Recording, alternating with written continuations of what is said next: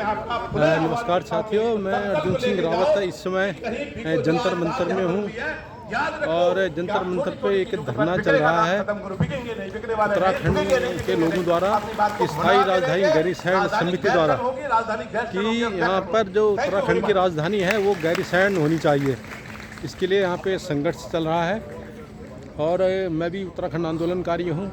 सन 1993 से लेकर के सन 2000 तक हम लोगों ने भी उत्तराखंड आंदोलन किया था और हमारा एक संगठन था उत्तराखंड जन मोर्चा। उन दिनों हम लोग भी जंतर मंतर में धरना प्रदर्शन किया करते थे और पूरे 10 साल हम लोग सड़कों में रहे थे। तो उस समय क्या है कि हम लोग भी मान थी और ये सर्वसम्मति थी कि भैया गैरीसैंण ही अलग राज्य, गैरीसैंण को ही अलग राज्य की राजधानी बनाई जाए और सभी लोग इसमें सहमत थे। परंतु आपको पता है कि आजकल सत्ता जो पक्ष है वो अलग अलग माफियाओं ने हथियार रखा है।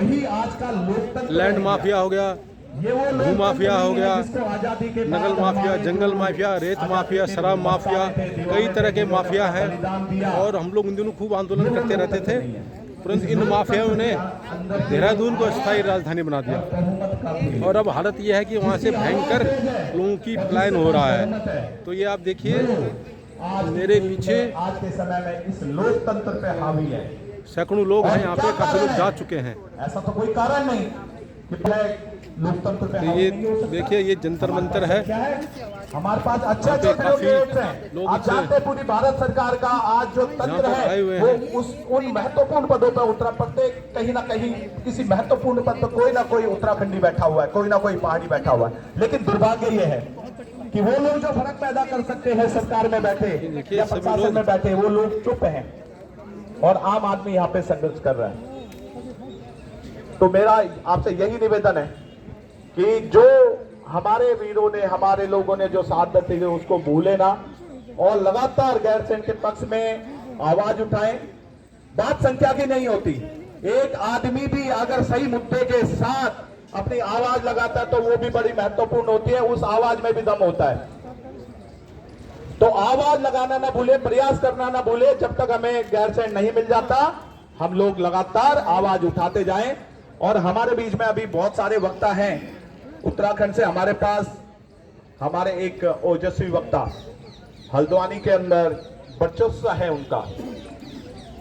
मैं उन्हें हमेशा कहता हूं कि वो उत्तराखंड की राजनीति के ध्रुव तारा है और ये बात मेरी आप लिख लीजिए। आज आने वाले समय में एक नाम आप हमेशा सुनेंगे उत्तराखंड के अंदर और वो ध्रुव तारा एक दिन उत्तराखंड की सत्ता में दखल रखेगा। उस ध्रुव तारे का नाम है हरीश पनेरू।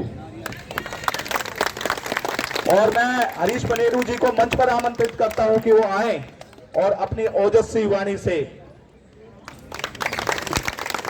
हरीश पनेरू किसी परिचय के मोहताज नहीं है। हल्द्वानी से लेकर नैनीताल तक पूरा कुमाऊं बेल्ट एक छत्र नेता, एक छत्र आंदोलनकारी जो अपने कारनामों से, अपनी आवाज से किसी को भी बंधक बना लेते हैं और किसी को भी सम्मोहित कर लेते हैं। हरीश पनेरू जी।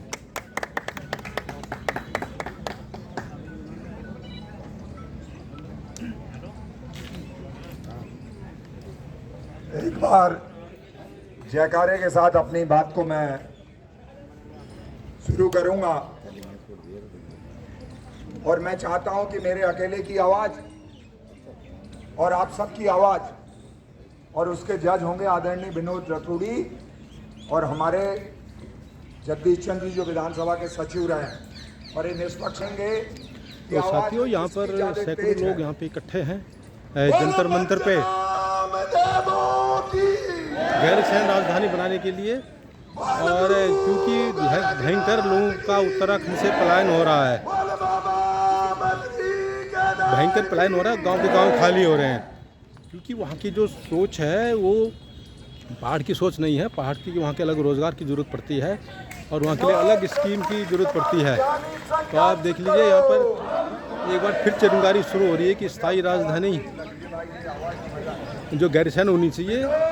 जो उस समय देहरादून बनाया था वो टेम्परेरी बनाया गया था और ये सब चाल होती है क्योंकि जो बड़े बड़े माफिया होते हैं, चाहे भू माफिया हो, जंगल माफिया हो, शराब माफिया हो, तो वो सब पता है उनको कि ये जनता आंदोलन करते हैं और आंदोलन के बाद फिर थक जाती है तो बैठ जाती है। फिर सत्ता के जो असली सत्तासीन जो होते हैं, जो नेता होते हैं, जो पार्टियां होती हैं, क्योंकि इन भूमाफियाओं से ही, इन शराब माफियाओं से ही वो पैसे लेती है इलेक्शन जीतने के लिए, अपना पार्टी चलाने के लिए, कार्यकर्ताओं को देने के लिए। तो फिर उन्होंने धीरे धीरे करके उन्होंने देहरादून को टेम्परेरी बनाया है पहले, अब वो सब कुछ देहरादून से ही हो रहा है। और देहरादून शहर में आता है क्योंकि शहर उत्तराखंड एक पहाड़ी क्षेत्र भी है, वहाँ ग्रामीण क्षेत्र है, वहाँ पे स्वास्थ्य, शिक्षा और रोजगार की भयंकर कमी है, जिसके वजह से लोग वहाँ से पलायन कर रहे हैं और लोग अपने गांव के गांव खाली हो रहे हैं। तो दोबारा फिर लोग अब इस तरफ आ रहे हैं कि गैर शहर राजधानी होनी चाहिए। तो इसका आगाज़ अब दोबारा से जंतर मंतर में शुरू हो गया है। ये देखिए काफ़ी भीड़ लोग आए हुए हैं यहाँ पे। अधिकारी रिटायर्ड, हमारे संयोजक, हमारे मार्गदर्शक आदरणीय विनोद रतूड़ी जी का भी एक बार जोरदार तालियों में कंजूसी कर रहे हो, मजा नहीं आएगा। हमारे बीच में है जिनकी हमने अभी वाणी को सुना कि मोदी जी के लिए भी एक बार जोरदार तालियों से स्वागत और अभिनंदन। हमारे बीच में हमारे ढोंडियाल जी जिनकी बातों को हमने सुना, उनके लिए भी एक बार जोरदार तालियां और स्वागत। अपना भाषण कर रहे हैं। हमारे बीच में हमारी बहन जो कि 9 दुर्गे कल से आने वाली हैं, एक दुर्गा इधर खड़ी है, उधर नंदा सुनंदा जाने क्या क्या खड़ी हैं, इनके लिए एक बार जोरदार तालियां और अभिनंदन। हमारे बीच में हमारे इस संगठन के लिए लगातार दिन रात एक करने वाले, खून पसीने से सींचने वाले महावीर सिंह परसवान जी के लिए एक बार जोरदार तालियां देना। क्योंकि ये मैं इसलिए करवा रहा हूं, अगर आज हम बोलने लायक हैं तो इनकी वजह से मैं इन सितारों के नाम ले रहा हूं आपके सामने। यातनाएं कर रखी हैं। नमस्कार। हमारे बीच में हरपाल सिंह मनराज जी के लिए एक बार खड़े होकर इनका तालियां और अभिनंदन। आंदोलनकारी हैं आप। हमारे बीच में हमारी बहन जो मातृशक्ति का लगातार दरियागंज थाने से लेकर पुलिस से भिड़ने वाली माँ दुर्गा और माँ लक्ष्मी के रूप में तलवार लेकर चलने वाली रेखा भट्ट जी का भी एक बार जोरदार तालियों से अभिनंदन। आप देखिए काफ़ी लोग, सैकड़ों लोग यहाँ पे शामिल हैं और अलग राजधानी के लिए, संघर्ष के लिए तैयार हैं। तो देखिए हमारे लकीराम जोशी जी का भी एक बार जोरदार तालियों से, हमारे बीच में जगदीश सिंह रेड्डी जी के लिए भी एक बार जोरदार तालियां और अभिनंदन। हरीश पटले जी के लिए भी एक बार जोरदार ताली और अभिनंदन। काफ़ी लोग आए हुए हैं। विष्णु जी के लिए भी एक बार जोरदार ताली और अभिनंदन।